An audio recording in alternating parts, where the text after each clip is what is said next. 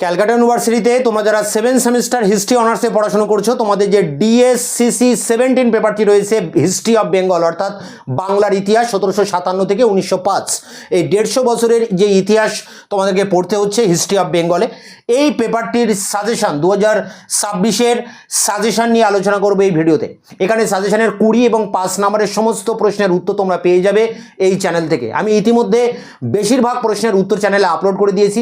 এই ভিডিওর ডেসক্রিপশন বক্সে একটি প্লেলিস্টের লিঙ্ক আছে, সেখানে তোমরা বেশিরভাগ প্রশ্নের উত্তর পেয়ে যাবে। এছাড়া তোমরা সাজেশনের প্রশ্নগুলো যদি বাংলায় লিখে ইউটিউবে সার্চ করো, তাহলে আমার দেওয়া অ্যান্সার তোমরা পেয়ে যাবে। আর বাদ বাকি যে 2-1টি প্রশ্নের উত্তর এখনও দেওয়া হয়নি, খুব দ্রুত তা তোমাদের সামনে নিয়ে আসবো। তোমাদের এই 7 সেমিস্টারের 5টি পেপারের সমস্ত প্রশ্ন উত্তর তোমরা এই চ্যানেলেই একমাত্র পাবে। আর কোনো ইউটিউব চ্যানেলে তোমরা এরকম রেগুলারিটি মেনটেন করে সমস্ত প্রশ্নের উত্তর পাবে না। একটা দুটো প্রশ্নের উত্তর হয়তো তোমরা সেখানে স্যাম্পল হিসেবে পাবে, আর তাদের কাছে পড়ার জন্য তারা বলছে বা নোট পারচেসের জন্য সেই সমস্ত চ্যানেলে অ্যাডভাইস করা হচ্ছে, কিন্তু সেখান থেকে তোমরা এইভাবে প্রতিটা প্রশ্নের উত্তর কিন্তু পাবে না, একমাত্র পাবে এই চ্যানেল থেকে। তাই এই চ্যানেলকে তোমরা অবশ্যই ফলো রাখবে। ডিএসসিসি 17 পেপারটি 2026-এর যে সাজেশন, সেই সাজেশনটা আমি অন স্ক্রিনে তুলে ধরছি, সেই জায়গা থেকে তোমরা খাতায় নোট ডাউন করবে। Calcutta university 7 semester history honours DSCC 17 suggestion 2026 গ্রুপে 20 নম্বরের প্রশ্নের জন্য তোমরা প্রথমেই 10টি ইম্পর্টেন্ট প্রশ্ন আগে পড়বে। দেখো, প্রথম প্রশ্ন, পলাশী যুদ্ধের কারণ অর্থাৎ ইংরেজ ও সিরাজ বিরোধ, দেওয়ানি লাভের তাৎপর্য, চিরস্থায়ী বন্দোবস্তের উদ্দেশ্য ও প্রভাব, সম্পদের বহির্গমন। পরটি রয়েছে অবশিল্পায়ন। পরটি রয়েছে পাশ্চাত্য শিক্ষার বিস্তার, মিশনারিদের ভূমিকা। পরটি রামমোহনের সমাজ ও ধর্ম সংস্কার অর্থাৎ তাকে আধুনিক মানুষ বলা হয় কেন। পরটি বিদ্যাসাগরের শিক্ষা ও সমাজ সংস্কার অর্থাৎ তাকে ঐতিহ্যবাহী মানুষ বলা হয় কেন। পরটি নববঙ্গ আন্দোলন এবং ইয়াং বেঙ্গলদের সীমাবদ্ধতা। এবং শেষ প্রশ্ন, নীল বিদ্রোহের কারণ ফলাফল ও বুদ্ধিজীবীদের ভূমিকা।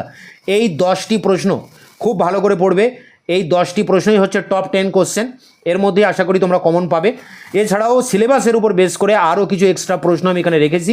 তোমরা এই 10টি প্রশ্ন মুখস্থ করার পরে তারপর বাকি প্রশ্নগুলো দেখবে। দেখো, প্রথম প্রশ্ন, ওয়াহাবি আন্দোলনের প্রকৃতি, তিতুমিরের ভূমিকা।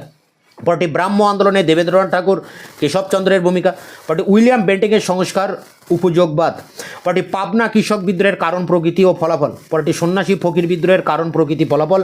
পরটি লর্ড কার্জনের বঙ্গভঙ্গের কারণ এবং শেষ প্রশ্ন, হেস্টিংসের ভূমি রাজস্ব সংস্কার।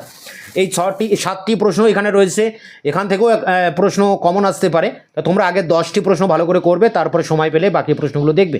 এই সমস্ত প্রশ্নের উত্তর আমি ইতিমধ্যে চ্যানেলে আপলোড করে দিয়েছি, ভিডিও ডেসক্রিপশন বক্সে তার লিঙ্ক দেওয়া আছে।